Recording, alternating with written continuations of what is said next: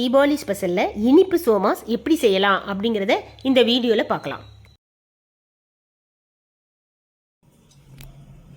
சோமா செய்கிறதுக்கு நம்ம என்னென்ன தேவையான பொருட்கள் அப்படிங்கிறத பார்க்கலாம்.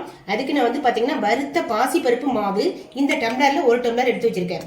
பாசிப்பருப்பு பார்த்தீங்கன்னா ஏற்கனவே நான் ஒரு 1/2 கிலோ பாசிப்பருப்பை வாங்கி நல்லா செவப்பாக வறுத்து நல்லா ஆற விட்டு மெஷினில் திரிச்சு வச்சுக்கிட்டேன். அதில் பாதி மாவு தான் நான் சோமாஸ்க்கு எடுத்துருக்கிறேன். மீதி மாவு முந்திரி கொத்து செய்கிறேன். அதில் பார்த்தீங்கன்னா 1 டம்ளர் மாவு எடுத்திருக்கிறேன். அதுக்கு 1.5 டம்ளர் நல்ல சுகர், ஒயிட் சுகரும் எடுத்து அதோட ஏலக்காய், கிராம்பு எல்லாமே சேர்த்து நான் பொடிச்சு வச்சிருக்கிறேன். இதுக்கு பொரிக்கிறதுக்கு பார்த்தீங்கன்னா இதே அளவில் 1.5 டம்ளர் மைதா மாவு நமக்கு வேணும். இதில் அதுக்கப்புறம் வேற தேவையான பொருட்கள் 1 டேபிள் ஸ்பூன் பார்த்தீங்கன்னா தேங்காவை நல்லா கட் பண்ணி வச்சிருக்கிறேன். எள்ளு 1 டேபிள் ஸ்பூன் எடுத்து வச்சிருக்கிறேன். ஒரு 2 டேபிள் ஸ்பூன் கார்ன்ஃபிளவர் மாவு. இதுதான் இதுக்கு தேவையான பொருட்கள். இது இப்போ எப்படி செய்யலாம் அப்படிங்கிறத பார்ப்போம். வானொலி அடுப்பில் வச்சு அடுப்பு ஆன் பண்ணிட்டு வெறும் வானொலி தான் ட்ரையா, அதில் நான் எள்ளை முதல்ல பொரிச்சு எடுத்துக்கிறேன். இப்போ எள்ளு நல்லா கடகடன் பொரிஞ்ச உடனே நம்ம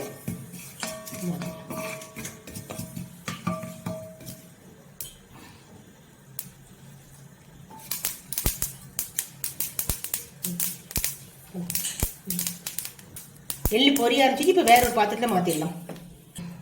அதே வானல்லையே கொஞ்சம் நெய் சேர்த்துக்கிறேன். தேங்காவை நல்ல சிவப்பாக வறுத்து எடுத்துக்கலாம்.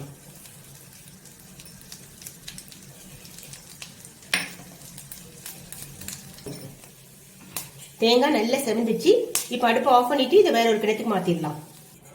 மைதா மாவும் கார்ன்ஃபிளவர் மாவும் சேர்த்து நான் பசஞ்சு வச்சிருக்கிறேன். பசஞ்சு மேலே லைட்டாக ஆயில் சேர்த்து இப்படி வச்சுட்டு ஒரு 15 நிமிஷம் நல்லா ஊறட்டும், மூடி வச்சிடலாம். சோமாஸ் உள்ள வைக்கிறதுக்கு இந்த பாசிப்பருப்பு மாவோட நம்ம சுகர் பொடிச்சு வச்சிருந்ததை சேர்த்துடலாம்.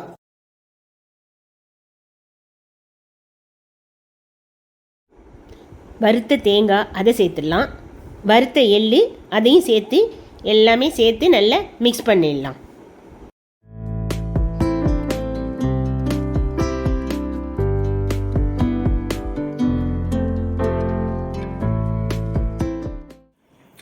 சோமா செய்கிறதுக்கு அந்த மைதா மாவை சப்பாத்தி மாதிரி இந்த திக்னஸில் நான் திரட்டி வச்சுருக்கிறேன். இந்த மிக்சிங்கை சென்டரில் வச்சிடலாம்.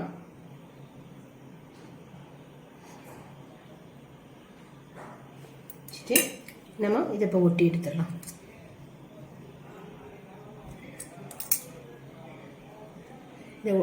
அதாவது ஒட்டலைன்னா நம்ம லைட்டாக தண்ணி தொட்டு ஒட்டலாம். இப்போ எனக்கு இது நல்ல ஈரப்பதம் இருக்கிறதுனால நல்லா ஒட்டுது. இப்படி ஒட்டலைன்னா நம்ம தண்ணி தொட்டும் நம்ம ஒட்டலாம்.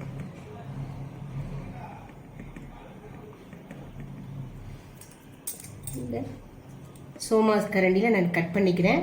இல்லைன்னா நம்ம கத்தியை வச்சுமே கட் பண்ணி எடுத்துக்கலாம்.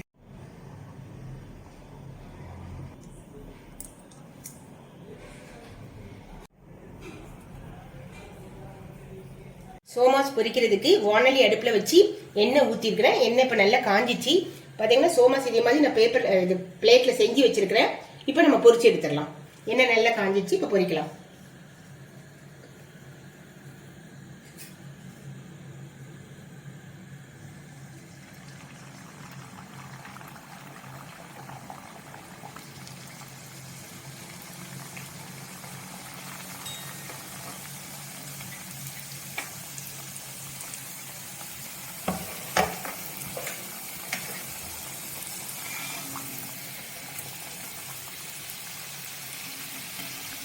சோமாஸை போட்ட பின்னாடி அடுப்பை கொஞ்சம் சிம்மில் வச்சுருவோம்.